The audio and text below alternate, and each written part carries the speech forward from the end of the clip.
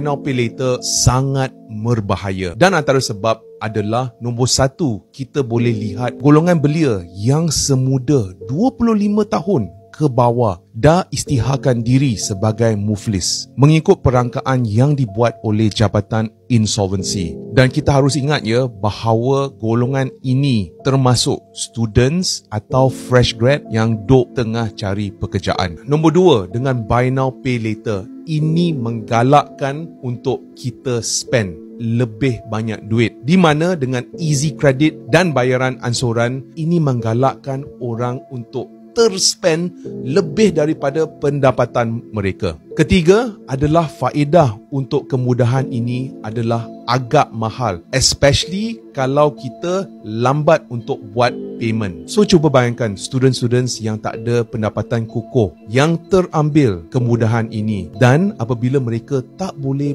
buat bayaran, faedah yang dikenakan adalah agak besar yang boleh mengakibatkan mereka jadi bankrupt. Sejujurnya dengan kenaikan harga barang-barang baru-baru ini, meminjam seolah-olah satu-satunya jalan penyelesaian, dan saya benar-benar memahami perasaan itu. Namun saya yakin kalau kita ada ilmu untuk menguruskan wang dengan bijak, dengan perancangan yang teliti dan berdisiplin, kita boleh mengelakkan daripada terjerumus dalam masalah wang yang lebih serius. Dan jika kamu nak belajar sebersedikit tentang bagaimana untuk menguruskan wang atau bagaimana untuk mengupgradekan bulan Ramadan anda, sila klik di link kat bio saya.